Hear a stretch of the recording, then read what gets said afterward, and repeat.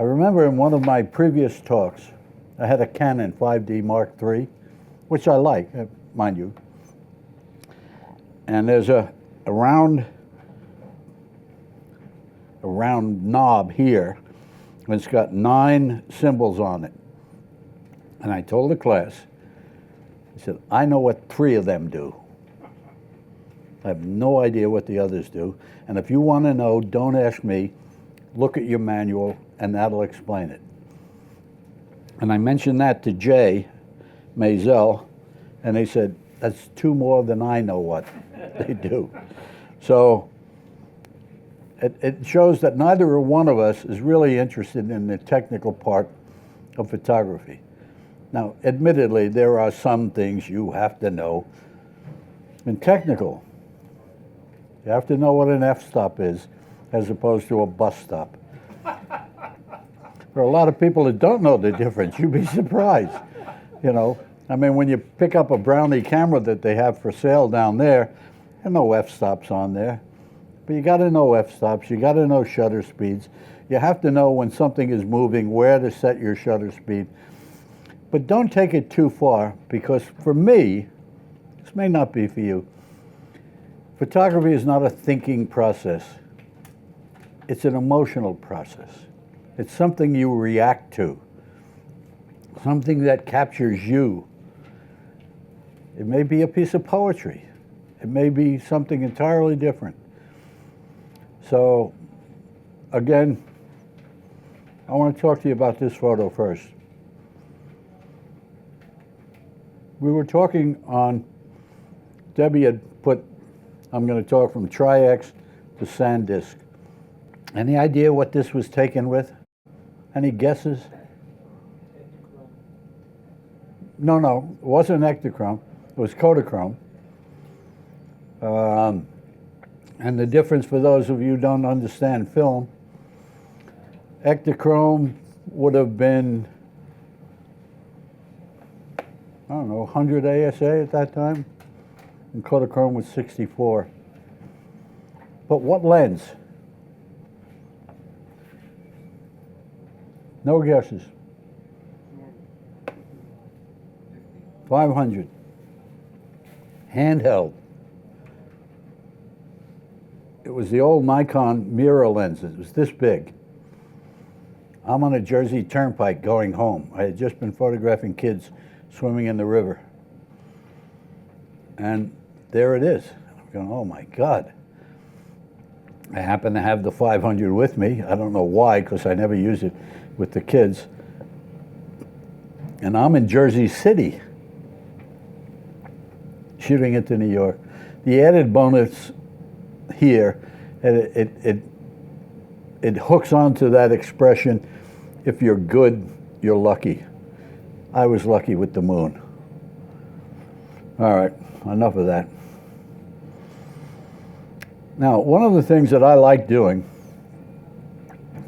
besides, anybody English here or from the Commonwealth that understands this game?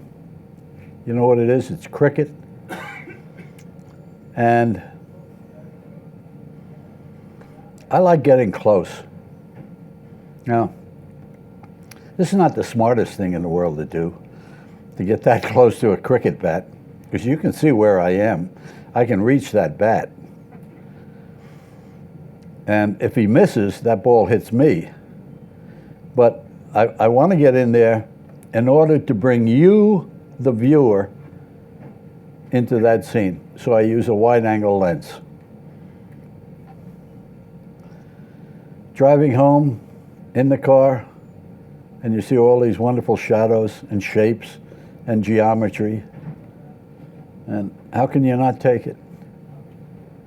And if you look at it, look at all the geometry that's expressed in there.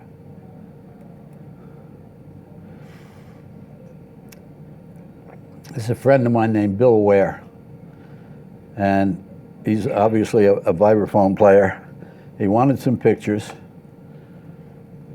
And any idea how I lit this? Any guesses? Klaus, help me out here. Natural light? Good for you. It's natural light. And what has happened with this new Darwinian technology, and I say Darwinian in a sense, every week there's a new whatever. And I can get close to Bill, which I like. I mean, if I were in a club somewhere, I'd have to be sitting back in a chair with maybe an 80 to 200 zoom or a 70 to 105, push in and get something like that. I don't want that. I want to be next to him. So I'm shooting with a 28 millimeter. That's this little sucker. And what it does is it gives you, the viewer, a being there, and that's exactly what I want. I want more physical photos. I don't want flat photos. I mean, there are times where you have no choice, but if you can, you get close. Now, one of the most exciting things in New York City is walking up Fifth Avenue and looking in the windows. And the best window that I find is Saks Fifth Avenue. And they had a series during Christmas that were absolutely magnificent. Now, this is not something I played with and I made one color and the other black and white. This is the way it was. I'm shooting the model. The model is obviously in color, but the background that's being reflected, and don't ask me why this happens, is in black and white, mainly because it is in black and white. There's no color in that. And that's what I like about this, is that it stands out. Again, it's the wide angle lens, where I'm up close, getting no reflection outside of what I see up there. They're either Greek or Italian. And again, if you just walk around New York City, it's there. You can't miss. This, for me, there are three cities: Rome, Paris, and New York City, for streets. Because things happen on the streets, and this is one of them. A friend of mine named John O'Brien is a shepherd, lives up in Vermont. But that's not what else he does. He's a filmmaker, a movie maker. He's a Harvard graduate. He's a bright guy, but he raises sheep and cattle and grows things, all the things that I don't understand being a New York kid. I drive up to Vermont and there's a whole new world up there. And he got married up there. And I gotta say this, with today's technology, I haven't used a flash in 3 years. Mainly because I can go to one ASA, whatever I want, 10,000, 15, 20,000, 25,000. And this was not lit. Looks like it was lit, but it wasn't lit. The light is coming from me in the darkroom in Photoshop, where I'm lightening their faces and lighting the dress, and I'm lightening the foreground with the grass and things like that, and the girl standing with the umbrella. There's another photographer behind me shooting with the flash. And I don't know why he's using an umbrella that is non-reflective. In other words, you can't see through it. You can bounce it, but he has it facing the wrong way. But I'm not going to criticize that. I'm not here for that. One of the things that I like so much about Photoshop, because I spent 30 years in a darkroom and couldn't do that. I could do it, but it would be laborious, is that sky doesn't look like that. That sky came from here. And people say, well, you know, you're a photojournalist. I said, I'm not a photojournalist. I worked for Newsweek for 25 years. I did 20 Newsweek covers, but I never considered myself a photojournalist. When I shot for Newsweek, I kept the pictures honest and true and no manipulation. But here, I worked my tail off to get this picture to look the way it does. And the background where there's some definition in the background in the trees, that was put there by me. You know, the little highlights on the plants on either side, put there by me. So the one thing I suggest, and I suggest this strongly, is to think of yourself as an artist. That puts an enormous amount of pressure on you when you think of yourself as an artist. Because if you just walk around, you know, taking pictures, click, click, click, you know, and you're having a lot of fun, you know, you're operating a machine. But are you an artist at that point? Are you an artist when you get this picture into Photoshop and readjust things and crop, dodge, burn? That's what an artist is all about. In a sense, if you've ever been to you've been to the Louvre, because you know you're European, and I know you popped in there once in a while. But they used to have trouble with some of the artists that were represented in the Louvre, because they would come in and look at their own work, and they would correct it. They would take a brush out and start repainting certain areas until they finally had to stop that. Say, come on, look, it is what it is, leave it alone. But every artist will do that. I'll look at this and I'll go, you know, maybe I should have moved in this way, or maybe I should have cropped that or cropped this. We're never satisfied. I don't think any artist ever is. So, but please think of yourself as an artist, because there's a potential for you to be, you know, a great artist. This was taken down in Antigua in the West Indies.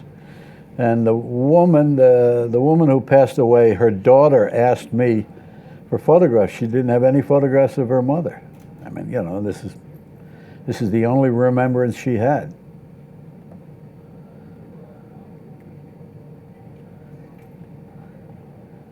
Antigua once again. And my tendency is to get close and get in the middle of things. When I photograph weddings,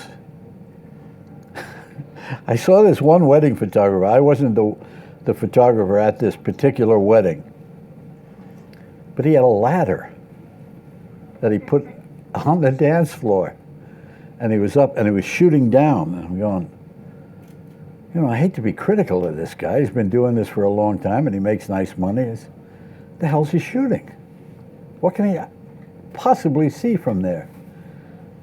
And it is contrary to the one thing that I tell people all the time that want to show me pictures of their grandchildren or their pets.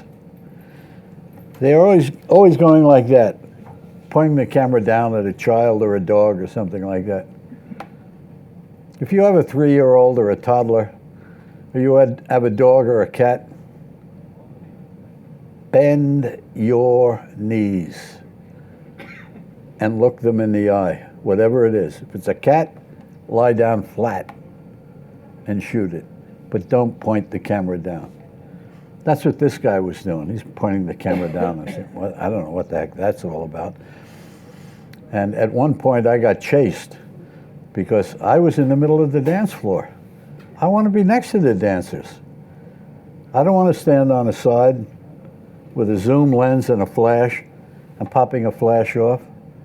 I'm up to 10,000 ASA on my Canon 5D Mark III, and I'm in the middle of everything.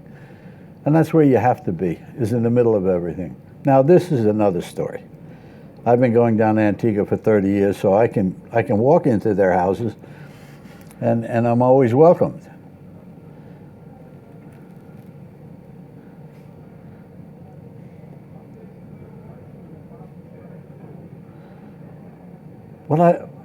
What attracts me to this photograph is, here's this guy who is, I don't know what he does for a living.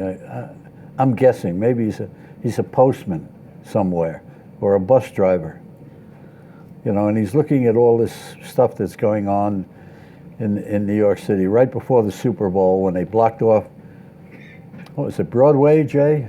They blocked off? I think it was. They blocked it off, and Super Bowl took over with all their advertising and stuff. But I found this guy really interesting. It made me wonder what his life was about.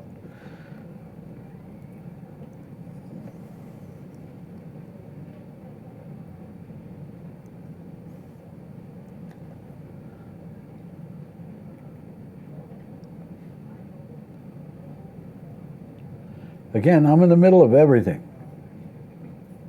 And that's where you want to be. Robert Capa,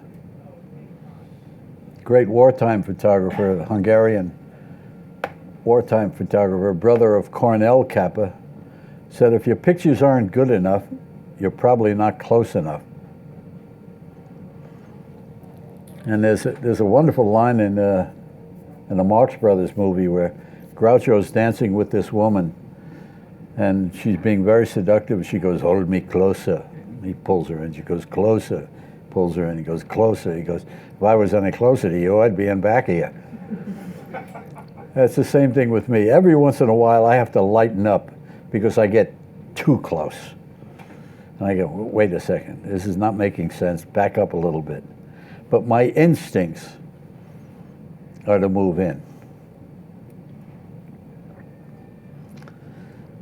And I like contradictory things. I love the fact that the bus driver is so intent on his driving. Are you taking notice of this, Mr. Bus Driver? Where did he go? Did he go? There you go. Yeah, but see, you're going down to Tennessee. You're on the highway all the time. This is in the city. But I love that whatever that is in front of him, I mean, that's being reflected, makes it such an interesting photograph because the picture's already framed by the window of the bus. I have a gallery in New Jersey, small gallery. Doesn't make any money, but lets me put up my own work. And that's good news and bad news. Good news is I can put up my own work. Bad news is everybody in town comes in to visit me. And I get no work done. My wife would say, how come we're not making more money? I said, well, how come? So-and-so came in today and spent an hour and a half talking. And I'm not going to throw him out. I find him interesting. And this fella used to be a director for Saturday Night Live. I worked for CBS for many years, so we have a lot in common. And politically, he's further left than I am, if that's possible. I mean, he's a wild man, this guy. He's very bright and a lot of fun. And he comes in and he talks. This is my crazy kid. He was captain of the tennis team in high school. And the racket he's holding is the racket Jimmy Connors gave me after winning the U.S. Open. And here's my son hitting a volleyball or a soccer ball with it. And remember this name, Anthony DiGiacomo. He's making a feature film this fall. He's 26 years old. He graduated from NYU. And he's making movies. Jay, Easter Parade. Where were you people at Easter time? Where were you at Easter time? At home. In Germany? No, here. Here? Yeah. Where were you guys? Not there. Why? Here's the big question. You want to be a street photographer? Get in the streets. It's like Henny Youngman's joke. He goes to the doctor. He goes, "Doc, it hurts when I go like that." Doctor goes, "Don't go like that." I'm saying just the opposite. You want to be a street photographer? Get in the streets. And the Easter Parade is ripe for photographs. Everybody's a narcissist. Everybody wants to be photographed. Everybody's having a good time. There's only one problem, and Jay, I think you may agree with me. I think the mayor has got to issue an edict saying that anybody with a cell phone has to pay $10 to go to the Easter Parade or the Mermaids Parade or the Gay Pride Parade, anything like that, because the serious guys like me and Jay that want to take real pictures with real cameras, we're fighting people that are going, "Oh, look at that, oh." and they all have their cell phones out. I've never seen so many photographs being taken with a cell phone. There were 3 times as many cell phone photographers as there were other photographers. Anyway, it makes it very difficult.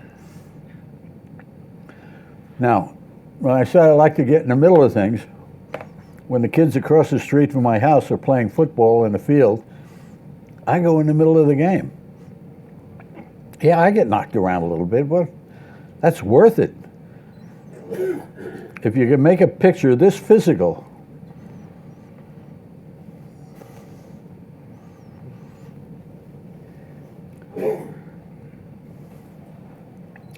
try X with a flash.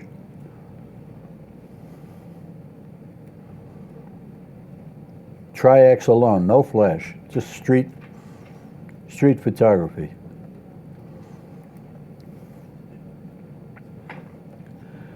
This was the beauty with Tri-X. I don't know if you can get this kind of wonderful texture with a digital camera.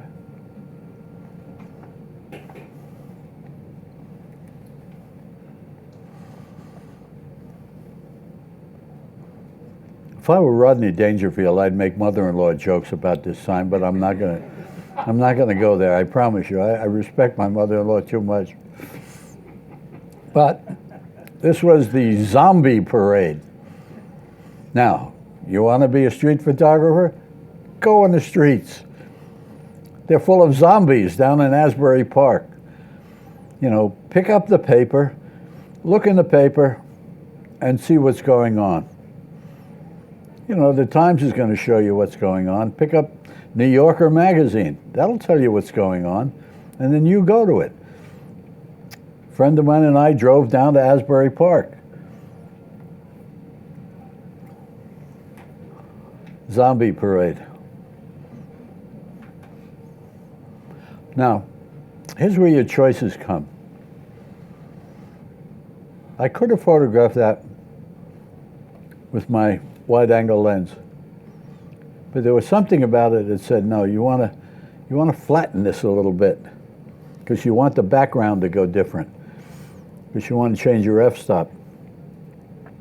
And I shot this with the 24 to 105 zoom, which is a very nice lens that Canon makes. It's a 2.8 lens.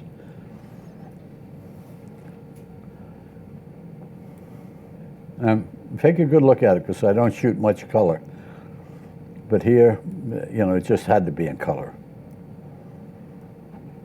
Almost the same situation, but the girl didn't have the same beautiful blue eyes, and the colors weren't as rich, and the background here is rather bland. So, but it's still a nice picture with the long lens. Now, this is a while ago. Used the 20D with a flash and a wide-angle lens. And you get that nice dimension, that separation that you get with the flash and natural light. And again, get in the middle of the game. Yeah, you're going to get hit in the head with a ball once in a while, but that's all right. I'm in my friend's backyard. They got one spotlight. That was it. And you know how harsh those spotlights are. One spotlight in his backyard. And I wanted to photograph the kids playing basketball, so I'm right next to them, shooting with the Canon 5D Mark III. And a little manipulation for the background to get it to go real dark.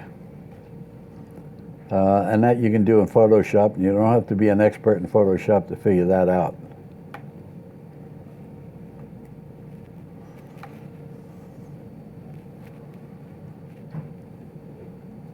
Think about it. Where are you? Where is the viewer here? The viewer is just about to get stepped on by that kid that's making a cut. And that's exactly where you want to be. Or at least that's where I want to be. Maybe you don't, but I do. And over on the left is a miracle, is a picture of the Blessed Virgin just appeared to this kid. He's going to make this shot because it's a miracle. Oh, God, I hope nobody pays attention to that. Now, here's the thing we have in New Jersey. It's called a wet down. Whenever a fire department gets a new apparatus, a new super pumper or whatever, they have to have it baptized. So other towns know about it. They bring it out on the street, on display for all the people to come by and see it. And then fire departments from all over New Jersey, in that northern area, wherever they are, they will line up and they will come in with their hoses and they start a little water fight. And it's very powerful stuff. Those hoses are really powerful. And there's only one idiot out there right next to them, and that's me. You know, getting soaked, you know, trying to keep your cameras dry. That's another thing. When you do a wet down, in your pocket are a handful of Kleenexes because your camera's going to get soaked. So you want to dry it off and you want to clean the lens. But the pictures are far more physical when you're right next to those super pumpers. But what I find interesting are the kids. They find these little games, you know, to play with. And there's this one adult that's right in the middle of it. Again, it's that dimension with the natural light and the flash.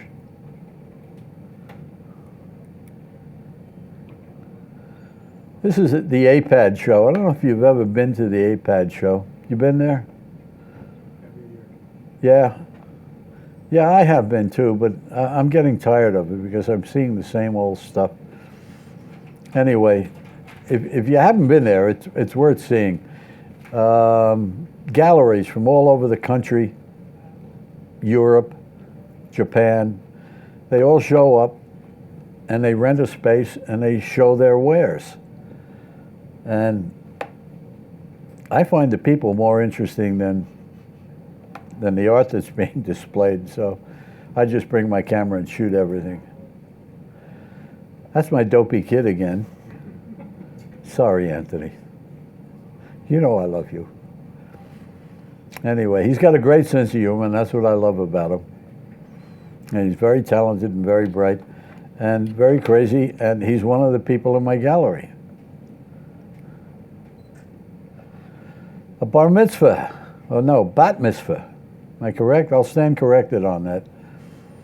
Bat mitzvah, and I'm at 10,000 ASA. And when you get up that high with digital, it begins to look a little more like Tri-X. And every once in a while, from the amateurs, the young amateurs that had never gone through the film experience, I always hear, oh, that's a bit grainy, you know, it's a little noisy. What the hell are you talking about? A little noisy. Look, is the picture there? Does the picture say something? Yes. Then forget about the noise. You know, it's like listening to Fiorello LaGuardia, the former mayor of this great city, and Mayor Koch. You ever listen to those guys? They had these crazy voices that were like this. You know? Forget about the sound. Listen to what they're saying. It's the same thing here. Forget about the grain. See what I'm saying here. Am I saying exuberance, joy, happiness? Yes. Forget the grain. Forget the noise.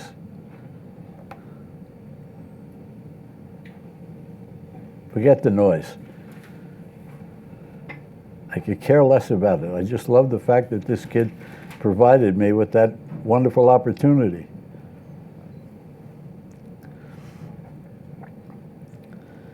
In 1969 was when I picked up my first cameras.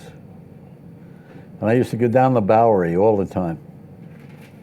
And the reason I went down there is because there were all these guys down there that, you know, they were kind of rough characters and interesting characters. And this guy gave me a great photograph. Again, now, in those days, I didn't know anything about different lenses. I had them, but I didn't know what they did.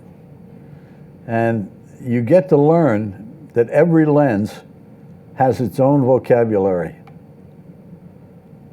A wide angle speaks differently than a mid-range, and a mid-range speaks differently than a telephoto. And this was shot with a 105, which in those days was Nikon's premier lens. I mean, everybody talked about it. Oh, what a great portrait lens. It's this, it's that, it's this, it's that. Anyway. This is again in my gallery, and the people had come in. And I'm very fortunate because the sun goes down out where this guy's looking. You can see it. It comes in and just splashes all over this gallery.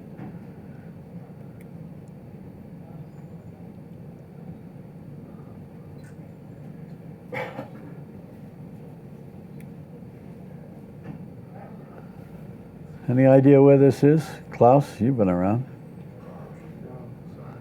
China. A place called Hangzhou. And, you know, if you walk over there like a brash New Yorker, I would walk down the street. Oh, by the way, I had asked my friend Cliff Peterson, who's a Eastern history expert, and he knew China quite well. I said, Cliff, what's Hangzhou like? That's where my sister and I are going. She's going over for a talk, and I'm going over to just keep her company and walk around the streets. And I would walk down these side streets, and the door was open, and I'd walk in. Just walk in, like I was expected.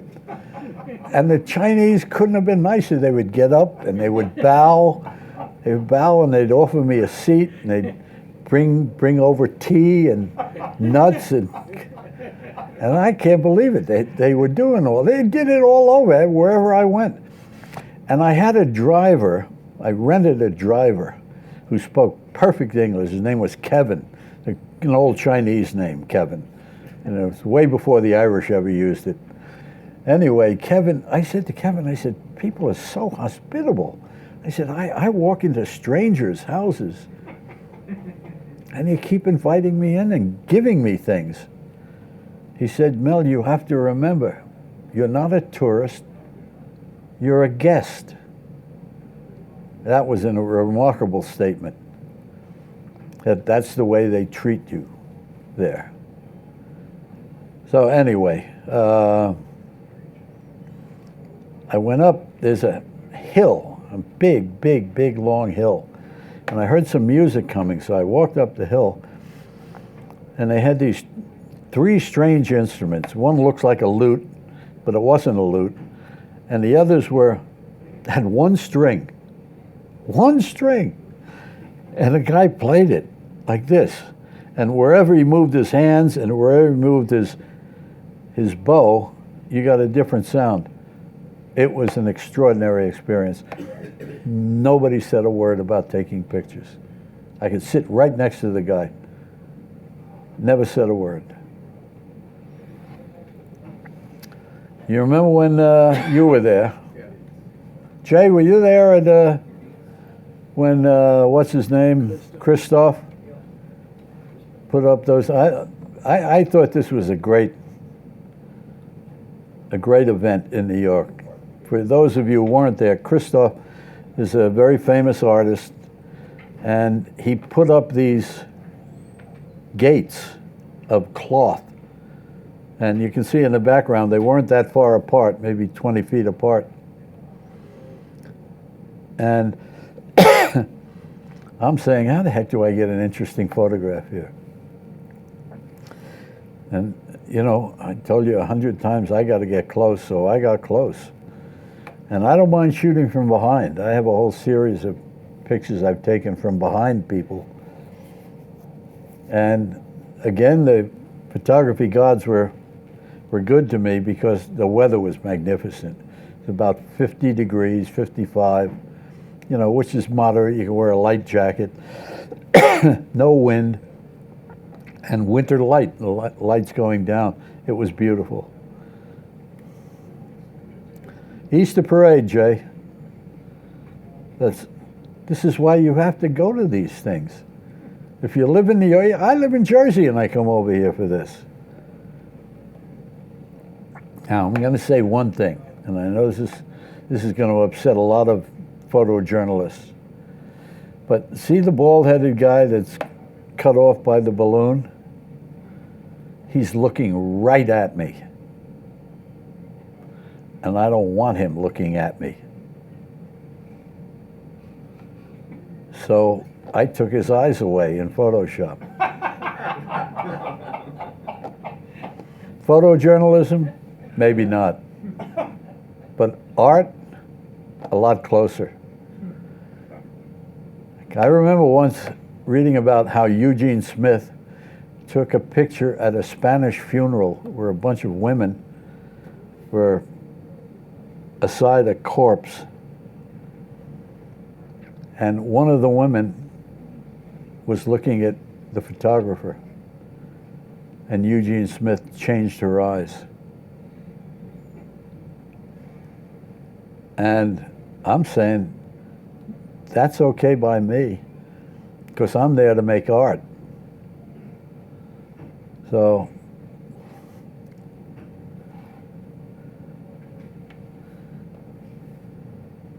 the Easter Parade again. It's the nice thing about the Easter Parade, or any parades in New York City. You can get close. You can get close to people. Walk out of here now and try and get close to somebody, they're going to yell at you.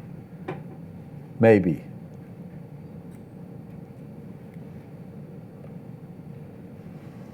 Easter Parade a couple of years ago.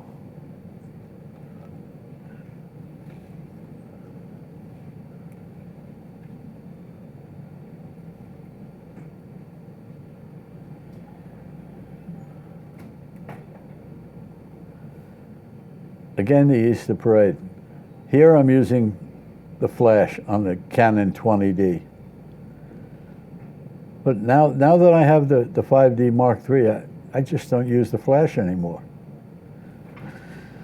Now, for those of you who understand hockey, this is Eddie Giacomo, one of the all-time great goalies for the Rangers. And you can tell it's an old picture. How can you tell it's an old picture? I'm saying you can. What? According to the mask on his face. No. You can see it all. The people. No ads. That was the beauty in those days. It was pure hockey.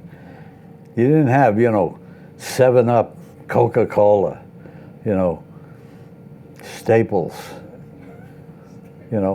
because that's a pain in the neck in a sense. You're taking a picture and all of a sudden you got this red thing behind the player and the guy may have a blue uniform and you go, God, why is that there? No advertising. But you're partly right about that mask. You're correct. The new masks are bigger and more complicated, more involved, and Eddie's mask was a lot simpler. But I think it was Jerry Cheevers on Boston that used to put marks on his mask for every time he got hit in the face, And if he didn't have that mask on, this is inexplicable. I can't explain it. The thing that attracts me to this, as well as the fact that there's nothing else there and it's the old days of hockey, is that where's he going? What's he doing? Is the period over? Is it not over? Is he going out to pick up a puck? There doesn't seem to be a great deal of urgency in his step, but yet, I don't know, it's interesting. Now, this is film. This I shot in film, but I didn't develop it in film. What I did was a friend of mine scanned it for me, and I put it on my computer, and I could open up the people in the background. I wanted more depth to the photograph, because if you look at the photograph, the original everybody's dark in there, but I didn't want that. And this is the artistic choice you make. You want to change that, go ahead and change it. Remember, there are two rules in art. First rule is there are no rules. Second rule is if you happen to find one by accident and you want to break it, break it. That's your obligation to yourself and to art, is to do what you want. Doesn't always work. You can really muck up something. But here I think it helped me a lot because painstaking, how do you say that? Nice, a German telling me how to speak English.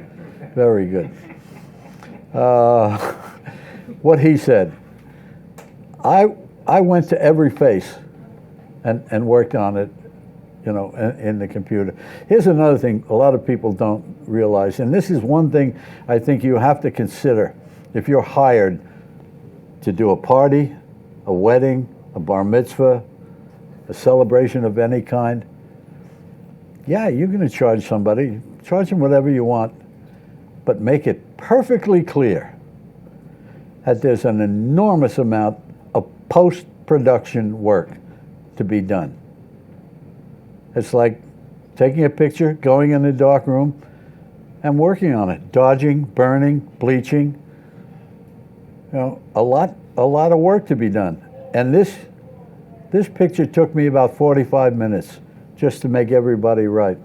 But there are some, I've worked for an hour on some pictures, and then sometimes I don't even like it, and I go, oh, damn it. But the difference between film and digital is in film, when you're making a 16 by 20 and you muck it up, you throw it away, you got to start all over again. You got to start at the beginning. Oh, God, I got to expose it again. I got to dodge. I got to burn. I got to put it in the developer. Now you're just sitting at your computer. If you do it wrong, you press a button, you start from the beginning. So you have that advantage with today's technology. Now, a good friend of mine, Eileen Ivers, one of the world's greatest fiddlers, has a group called Eileen Ivers. And this is her guitar player. And I've always told her and Brian Mulligan, her husband, that what I enjoy most is not necessarily photographing the concert, because I love the music, but I want to photograph the rehearsal, because then I can get close. Then I can get more expression.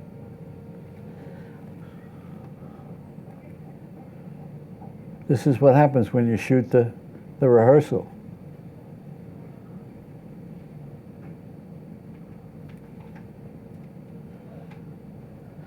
Now, Eileen is in the foreground. It's not the most flattering picture of Eileen because she's a lovely woman.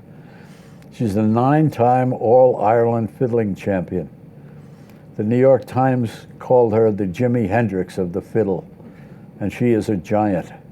So if you ever get to see one of her concerts, go out of your way. Behind her is Buddy Connolly from Newark, New Jersey, and he's a 3-time accordion All-Ireland champion.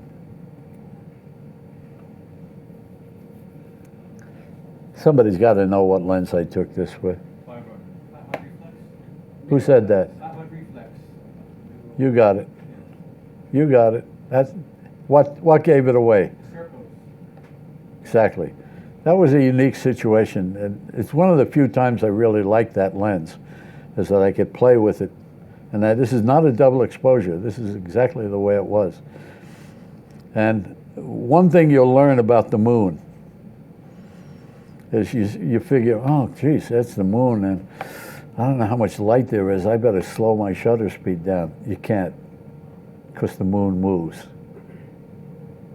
So if you go below a 60th of a second, you're going to be in trouble. I try and shoot it a lot harder whenever I'm shooting the moon. You know, I go up to 250.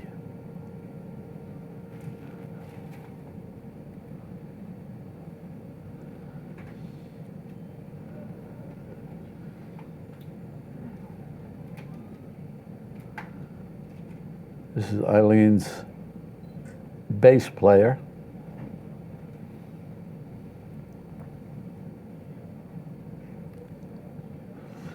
This is in Paris. Have a little Canon 9. It's a little small camera like that. And you know, it's nice, you can put it in your pocket. And I'd sit on the subway and just kind of shoot from my hip. You know, the way Walker Evans used to do it. Paris. I gotta tell you this story. My son and I were on the Eiffel Tower, and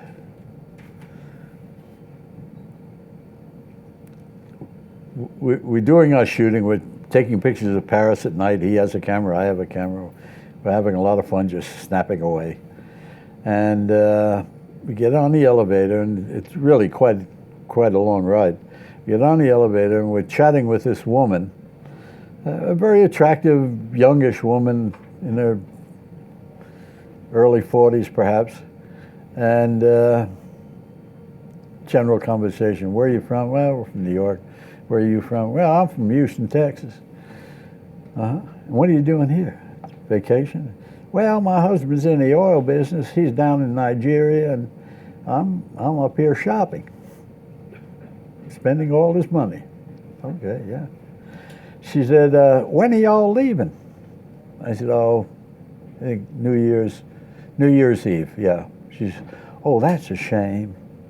I said, really? Why? She says, y'all going to miss the fireworks on the Champs-Élysées. Klaus got it. You got it. Anybody else got that? Well, I looked at my son and I said, you know, we've been pronouncing it wrong all week.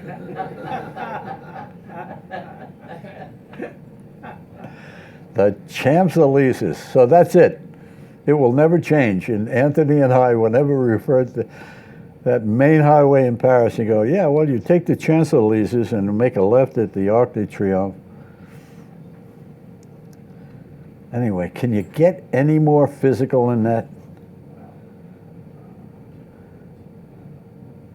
So when you get into a situation when it's low light, or it's an overcast day, which is ideal. It's an overcast day. I pray for overcast day. I don't want to, somebody says, oh, isn't it a beautiful day? I go, no, it's sunny. I don't want a sunny day. That's nice if you go to the beach. But if you want to shoot, you don't want a sunny day. You want an overcast day, nice and soft, you know, so there are no deep shadows that you have to concern yourself with. And if you use that little pop flash on the 20D, and I'm just so disappointed that Canon stopped making the 20D, and you can't get it fixed. I mean, if you know something goes wrong with it, yeah, I'd like to fix it. No, I'm sorry, we don't have any parts for it. I mean, everything's obsolete in this damn country. If it's more than 2 or 3 years old, oh, that's the old one. No, we don't work that anymore. But it was a great little camera because it had a little tiny pop flash on it. Boom. And Leica came out with this ingenious thing here, and it has a little flash. You can buy a flash for, Jay, what's a Leica flash cost? Never use flash. $250, $260? Yeah, I don't use it either, but I mean, if you want to do something like this for a certain effect, you got to have it. The only problem with this is you can only use a Leica flash. You can't buy a Vivitar, which I used to love, you know, because it was a lousy $60 and it worked as good as any other flash. I don't care what anybody says. I used to use that Vivitar and it was fabulous. You can't put it on here because it's only a Leica. Anyway. But, you know, let's look at it this way.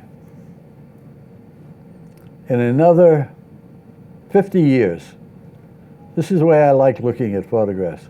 Where's this photograph going to be? How's it going to, is it going to be recognized? Is it going to have any value to the viewer, to the art community?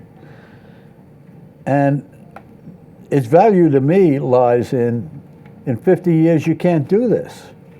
Because nobody's going to be using flashes in 50. Nobody's using them now. I mean, I show up at a wedding, or a bar mitzvah, I haven't used a flash yet. So, there you go. This is, again, why I love New York City. It's because it's so full of surrealism. You know, it's a straight picture. I mean, there's some dodging and burning that I did, obviously. But these windows provide you with this art. Here's Rugby. This is Rugby. See, and, you know, I'm usually where that striped line is, but this guy has crawled off the field because he's banged up his leg. And, you know, there are no substitutes in rugby. You lie there till you get better, and then you go back in the game. If you're crazy enough to go back in the game, you go back in the game.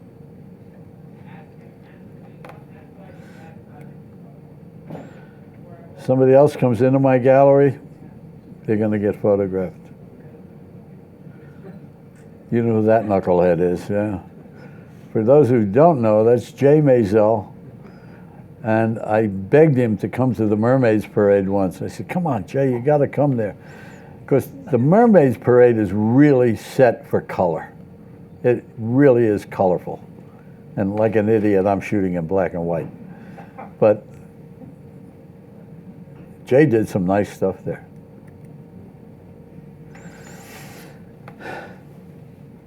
Here's an unusual picture. I took this probably about 1986. And it's a lot of meaning for me because I used to go down to this area in Jersey City, down by Montgomery Street. And I used to photograph the kids swimming in the river. 1980. And then the area got gentrified. All the Puerto Ricans were gone. All the swimming in the river was gone. All the picnics that they used to have on the piers are gone. All the car repairs, they used to drive their cars out there and work on them, it's all gone.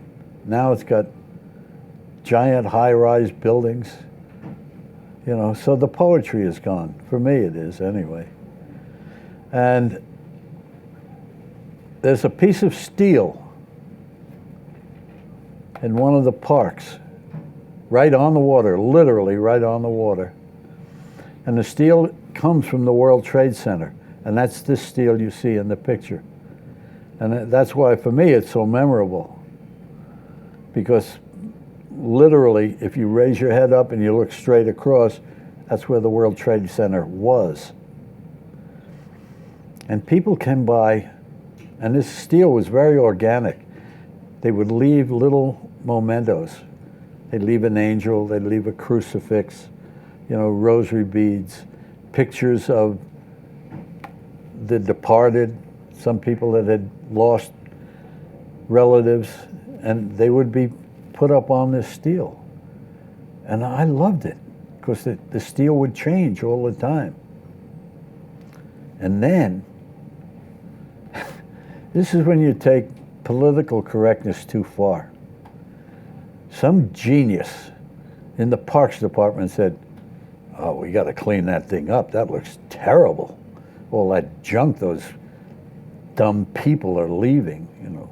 Dumb people? Those are people with souls, you idiot. They're not like politicians that want to clean it up. Leave it alone. It's something they remember, and remember very deeply. And I just printed this picture. I'd never printed it before. You know, and I like it a lot. I hope you do. If you don't, please get out.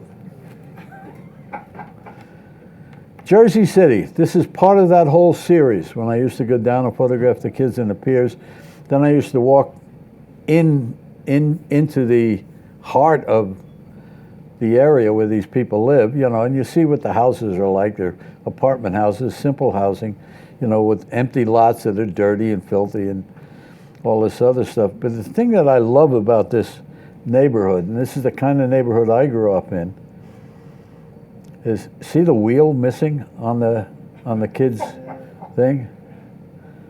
You know, if that happens today, you know what happens. Hey, Mom, I broke a wheel. Let's go to Kmart and get a new one. Okay, they go to Kmart, they buy a brand new one. Not these kids. They didn't have that kind of money. These are poor Puerto Rican kids. But they didn't let it stop them. They still had a good time.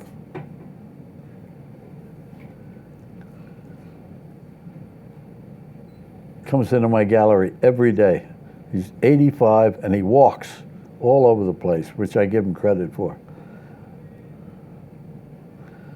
And you see the picture behind him of the kids diving?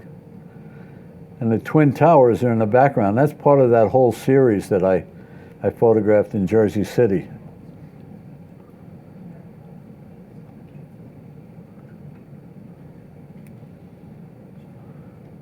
This picture was so nice, I decided to run it again.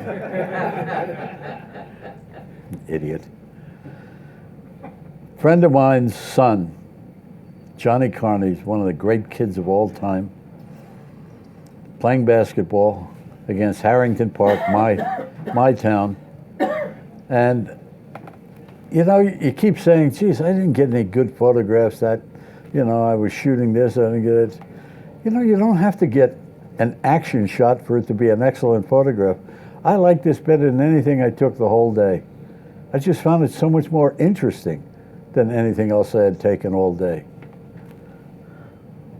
And I didn't convert it to black and white. I did convert it to black and white to see what it looked like, but it didn't work as well as this. Again, I'm in the middle of the game.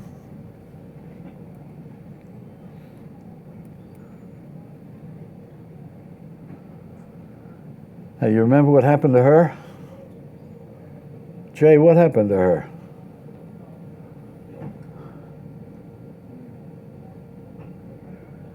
She got caught using drugs. But then again, and I don't know. I don't know if she did or she didn't. Or she says her doctor gave them to her, a trainer gave it to her, and she didn't know what she was taking, etc. Okay. But she just killed her whole career from there on in. You know, because Nike has dropped her, I believe. And I don't know what racket she's using there, but, you know, all her sponsors will drop off.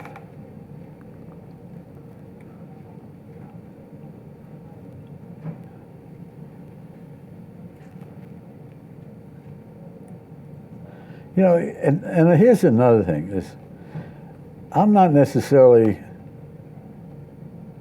breaking any rules about portraiture. To me, this is a portrait. You know, it doesn't have to be against a neutral background, you know, with a strobe at a 45-degree angle. He's in my gallery, and we're chatting, and I'm just taking a picture of him. And all the junk in front of him, it doesn't matter. That's part of the gallery.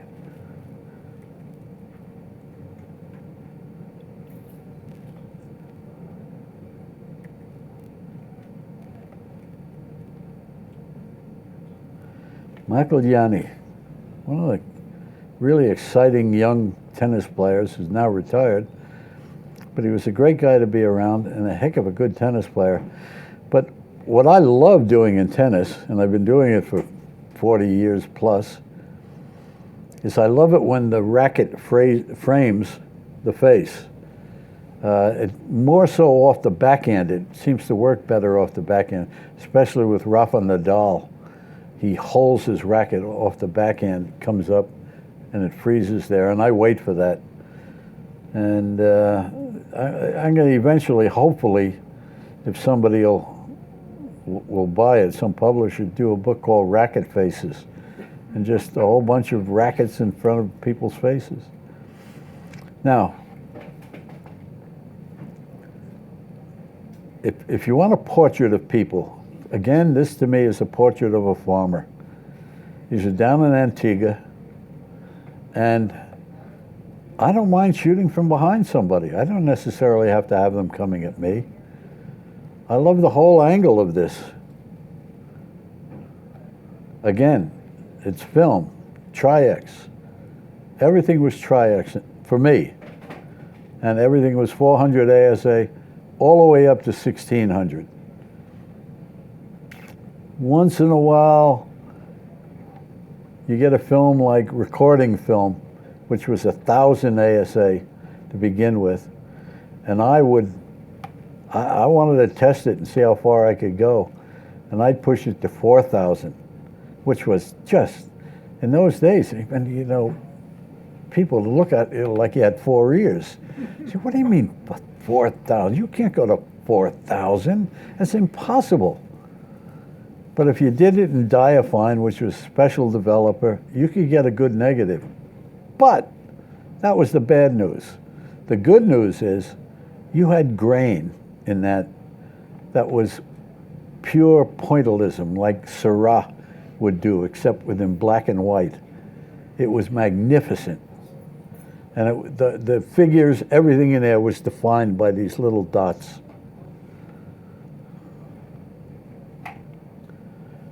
Another gallery welcome, using the flash.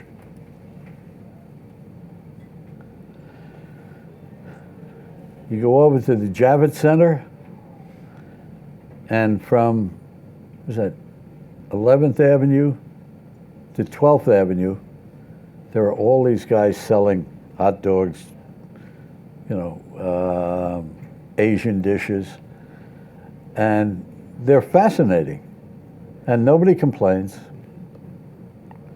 but they're wonderful characters. The thing that made this picture, however, I think, was the fact that this orange bus pulled up behind us, you know, and filled that in. This is how they used to wash cars in Jersey City after they stole them.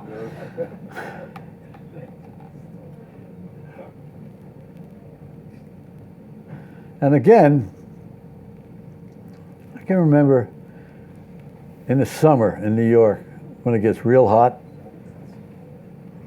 you know, wherever, up in Harlem mostly, Spanish Harlem, they'd open the fire hydrants and the kids would run around and then, you know, you can see the editor at the Daily News talking to Danny Farrell, the photographer. Danny, go up to Harlem and get those cute little black kids running around in the water. Okay, he goes up there and he's got a 180 or a 200. He's standing on the sidewalk photographing the kids. Takes, you know, maybe 15 frames, goes back and they publish it, and there it is in the paper. And I'm looking at it and I go, that's horrible. That's terrible. Pictures are in the water. They're not from the sidewalk in the water, but they're in the water. So I bought one of those little disposable cameras that are waterproof cameras, and I went in the water. And the pictures were so much better from being in the water.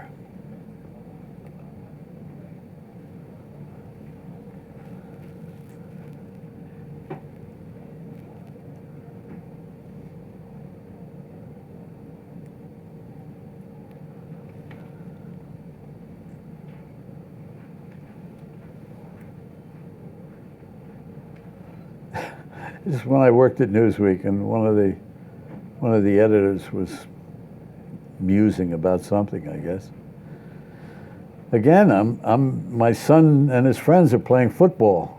You know, I used to call it suburban rugby because they played the same game as rugby, except, you know, there were a few rule violations, but they didn't have any equipment, so you could see their faces, which always made it much more exciting to me. And the key here, and this is where you have to know something technically of what you're doing, you got to get that shutter speed way up to at least 1,000 if you want to, you know, those little spots. You drop it down less than 1,000, you're going to get blurs. Maybe the blurs work, you know, makes it more impressionistic, I don't know. But I like it better this way, or at least I think I do. Look at that, it's a magic ball, stops in midair. Again, it's knowing what you're doing with your shutter speed. You photograph baseball and you want to freeze the ball, you can't do it at 1,000. You can't do it at 2,000. Got to go to 4,000.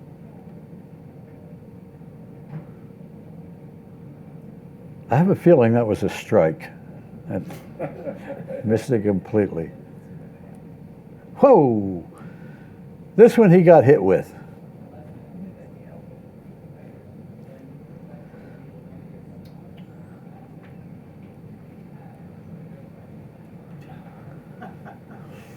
Don't ask me.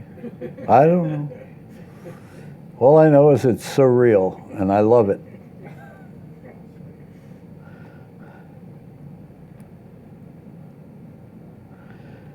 The other thing is, you know, you want to become a baseball shooter or a sports shooter. It's not only the game that's interesting. Look around. See what else is happening. The kid on deck. You know, Nick Pulcinetti. He gives you this great expression. Not every kid's the same.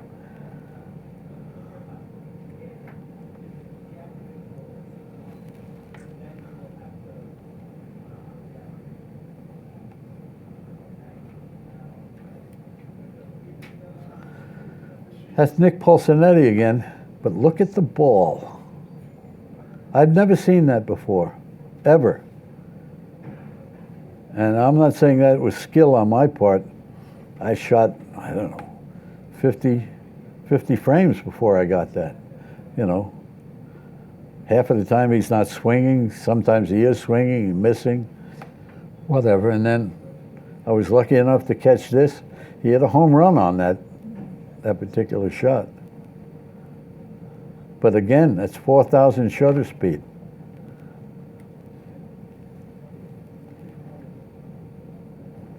This is New York.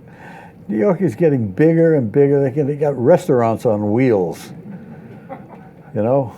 Wait until Zagat hears about these guys.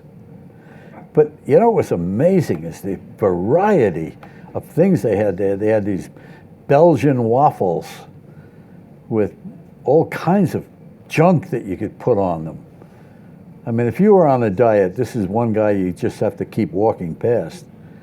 But there was all kinds of things that you wanted. And a sweet freak like me, I'm looking and I'm drooling over half of those things. I'd like them all.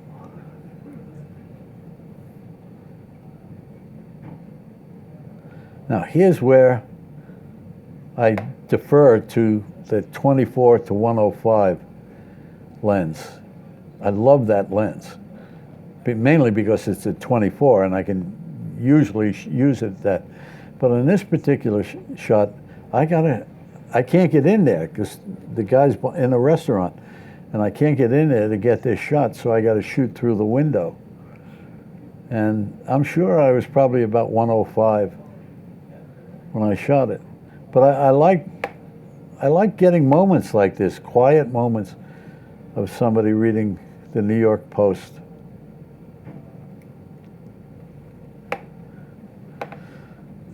This young lady I took the last time I spoke here. I was walking back to my garage. She was outside. We started talking. And I do this invariably. I've never gotten yelled at, but I do it all the time. As she's talking, I'm shooting her. You know, I think Maisel would have done the same thing.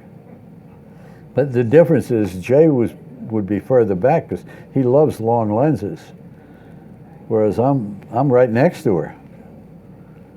So rude, impudent, yeah, maybe all those things, but it also gives me a nice photograph. That's the difference between digital, film. See the texture? This is clean as a whistle, probably 400 or 800 ASA. This is Tri-X at 400 ASA. You know, and I held the face a little bit. I dodged the face. But again, this is this poor old man's life. You know, and you go home, and you process this, and as it's developing in the developer, you're looking at it and you go, I wonder what his life is about. Where is he now? You know, is he alive? Is he well? This is a friend of mine down in Antigua who had a stroke. And I used to photograph him when he was younger, and really a wonderful guy. And I did not convert this to black and white. I looked at it in black and white, and I didn't like it. I liked the color a lot better. I think Sam A. Bell would have taken something like this. Probably better, of course. But I'll say this for these cameras these days, you know, if I were shooting Tri-X, I'd have to take out my Minolta light meter, walk up to the guy, pop it in front of his face, and then come back and set the camera and then shoot it. Today's cameras, you shoot it, you look at it in the back, and you go, that's right. Or, let me open up a stop. You have tremendous luxury today. It's hard to take a badly exposed, if you take a badly exposed picture, it's your fault. Because you can look at it and see it right away and say, okay, I'm going to lighten this or darken it. I'm shooting a black man in a dark area except for this backlight that's coming in. And what are you exposed for? I let the camera do the talking. Again, I love photographing things from behind, if they make any sense, and this certainly does.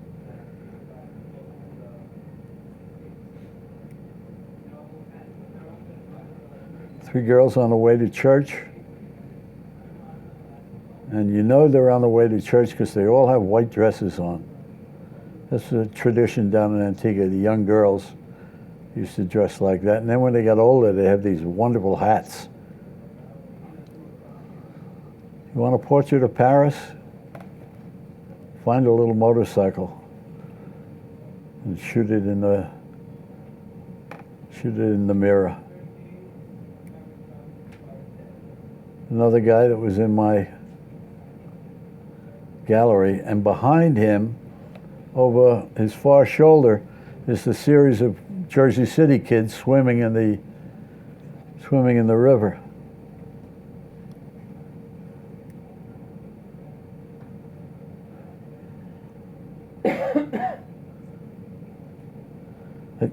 The light in my gallery is extraordinary.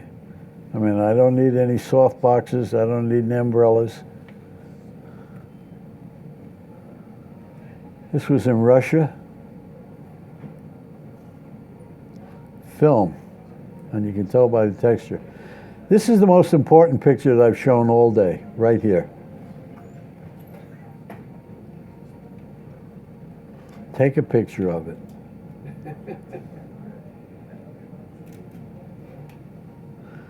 Willie Ronis. And I don't want to see it back in that bag. I want to see it out and ready. And you got a lens cap on there? Let me ask you a question. Why? Thank you. Put it in your pocket. That's exactly where lens caps belong, in your pocket. Because you walk outside. When you walk outside here, all of a sudden there's a car crash. And you go, oh, crap, let me get my bag, take it out, let me take the lens cap off. No. You think Cartier-Bresson used a lens cap? You think Willie Ronis used a lens cap? No, not at all. Whether you're a hobbyist or a professional, B&H has the answers to your questions. Experience a world of technology at our New York City Superstore. Connect with us online or give us a call. Our staff of experts is happy to help.